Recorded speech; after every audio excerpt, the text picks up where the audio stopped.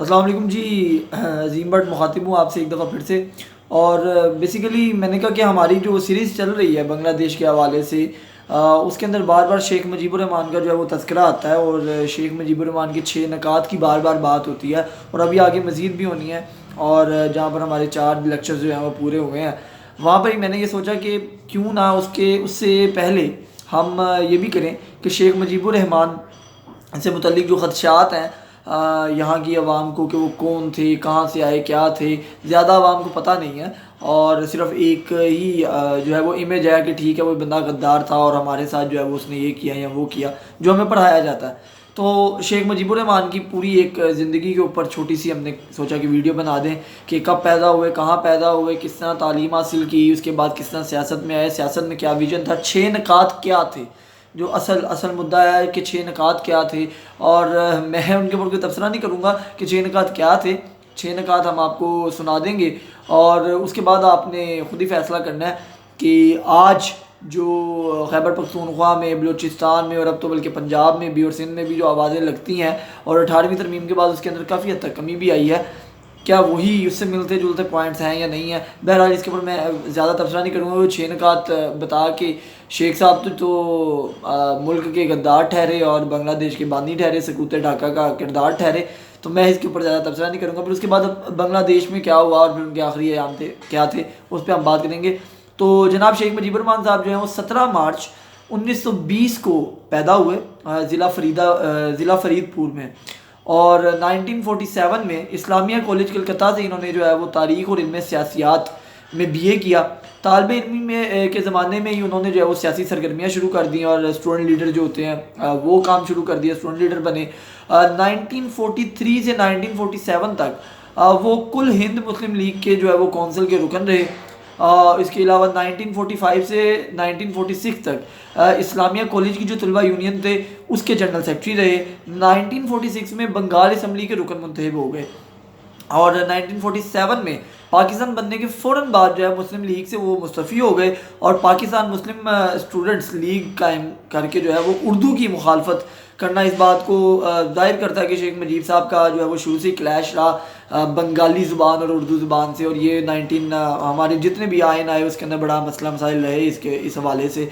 56 के आयन के अंदर फिर इसको थोड़ा सा सुधारने की कोशिश की गई कि दोनों यानी कि बंगाली और उर्दू दोनों को कौमी ज़बान करार दे दिया गया। लेकिन उस वक़्त शायद ये चीज़ों के बारे में सोचने के लिए कायद के पास भी, कायद आज़म मोहम्मद अली जिन्ना के पास भी, उन्होंने सोचा नहीं था कि ये कौमियत वाला मसला जो है वो इतना बड़ा मसला बनेगा, क्योंकि वो तो वन यूनिट और कौमियत की बात कर रहे थे। लेकिन लाजमी बात है हर जगह का अपना कल्चर होता है, तो उनके लिए अपनी ज़ुबान बहुत इंपॉर्टेंट थी और उनकी ज़ुबान को बिल्कुल ही तर्क कर दिया गया।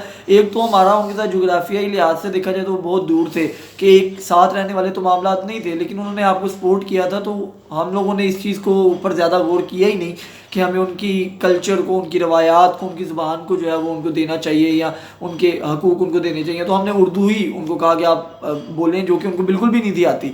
तो उन्होंने उसके हवाले से जो है वो इख्तिलाफ़ किया, मुस्लिम लीग से अलहदा हो गई। और लेकिन जब तक कायद रहे तो उन्होंने कोई इस तरह का मामला नहीं किया।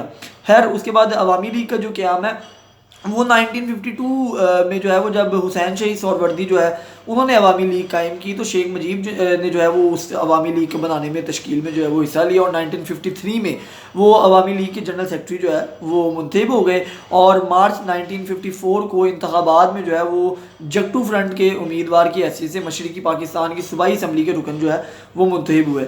1956 में आइन की तैयारी में उन्होंने हिस्सा लिया, मगर इस आयन में सूबाई खुद मुख्तारी की जो हदूद मुकर्रर की गई थी, मुजीबुर रहमान ने इससे मुतफिक ना हुए, इख्तलाफ किया।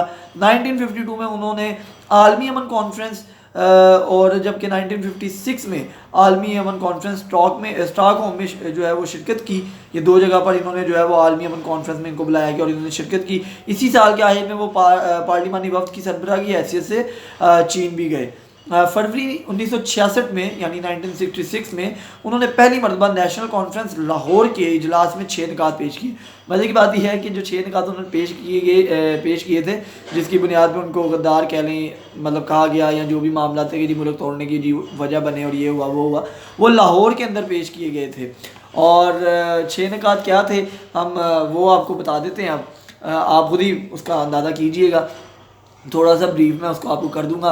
पहला पॉइंट ये था कि 1940 की जो करारदाद लाहौर है उसकी रोशनी में जो है वो पाकिस्तान में एक वफाक और ऐसा पार्लिमानी निज़ाम जो है उसकी ज़मानत दी जाए कि जहाँ पर बालिग राह दही की बुनियाद पर, यानी कि जो वोट जिन्होंने डाला हुआ है उनकी बुनियाद पर बराह रास्त मुंतखब शुदा कानून साज असम्बली को बालादस्ती हासिल हो। मतलब पार्लियामेंट के अंदर जो मुंतखब लोग हैं उनके पास उसकी बालादस्ती हो, क्योंकि उस वक्त तो सदर जो बैठा होता था उसके पास असम्बलियाँ डिज़ोल्व करने का इख्तियार होता था और इस तरह के मामला थे। तो ये बेसिकली पार्लियामेंट की बालादस्ती का पॉइंट था पहला, कि जो चुन के आ गए हैं और जिसकी बेसिकली मेजोरिटी है पार्लियामेंट के अंदर, वो फैसला करने में आज़ाद हो और पार्लियामेंट की बालादस्ती चले, ना कि किसी फ़र्द वाहिद की। तो मुझे नहीं लगता कि इसके अंदर कोई गलत चीज़ थी। फिर दूसरी चीज़ जो कि हमारे यहाँ पर 18वीं तरमीम के बाद जो है वो काफ़ी हद तक दुरुस्त हुई। दूसरा पॉइंट ये था 6 निकात में से कि मरकज़ी हुकूमत के पास जो है वो सिर्फ 2 महकमे रहें, एक दिफा का और एक खारजी अमूर का, यानी कि सिक्योरिटी रिलेटेड जो मामला है। अदरवाइज़ इंतज़ामी मामला, जो कि कायद का भी यही विजन था, देखा जाए तो कायद का भी यही विजन था। मैं आपकी कोर किताब सजेस्ट कर देता हूँ, जर्नैल और सियासतदान तारीख की अदालत में, ये किताब है, आप उसमें पढ़ लें। उसके अंदर वाज़ह तौर पे लिखा हुआ है कि कायद ने भी यही कहा था कि इंतज़ामी मामला सारे के सारे जो हैं वो सिविल गवर्नमेंट के हैं, ना कि किसी ब्यूरोक्रेट के या किसी आर्मी ऑफिसर के या किसी फ़र्द वाहिद के। उन्होंने कहा सिविलियन की ये इख्तियारात हैं और ये उन्हीं को दिए। जहाँ सिक्योरिटी के जो मामला थे वो आप जो है वो भी चीफ एग्जीक्यूटिव के अंडर आता है, लेकिन आपने उसकी कमान जो है वो एक चीफ के हाथ में दी होती है, तो आप वो एक अलहदा करें। तो उन्होंने कहा कि सूबे जब आपने बना दिए हैं और सूबों के तहत जो है वो गवर्नमेंट चल रही है, तो सूबों को मुकम्मल खुद मुख्तार किया जाए और सिर्फ महकमा खारजा और जो दाखिली अमूर के मामला हैं सिक्योरिटी रिलेटेड वो आप बनाएं, पॉलिसीज आप बनाएं, बाकी हमें इंतजामी तौर पर दें। तो मेरा नहीं ख्याल कि इसमें भी कोई गलत बात है। तीसरा जो पॉइंट था वो ये था कि जी दोनों सूबों के लिए अलग अलग लेकिन काबिल तबादला करेंसी का निज़ाम हो, क्योंकि यहाँ पर जो मामला था वो मुझे करेंसी की बात का अंदाज़ा जहाँ तक मैं समझता हूँ कि वो इसलिए किया गया था क्योंकि हमारे यहाँ पर और उनके वहाँ पर जो है वो किसी किस्म का ज़मीनी रास्ता तो था नहीं, तो वहाँ पर जो भी मामला थे या क्या मामला थे, बहरहाल उनका ये एक पॉइंट था। और लेकिन उसमें तीसरे पॉइंट में ये भी है कि करेंसी का निज़ाम हो, लेकिन अगर ये मुमकिन ना हो तो आइन में ज़मानत दी जाए कि मशरक़ी पाकिस्तान से मगरबी पाकिस्तान में सरमाए का फ़रार रोका जा सके।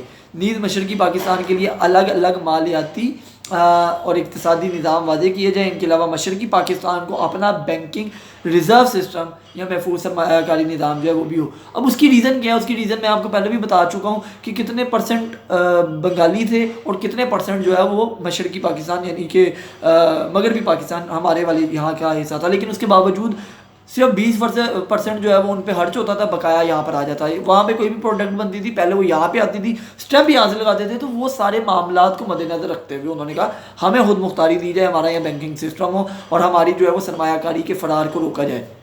मेरा ख्याल है कि ये उनकी अपनी एक रेजर्वेशन थी।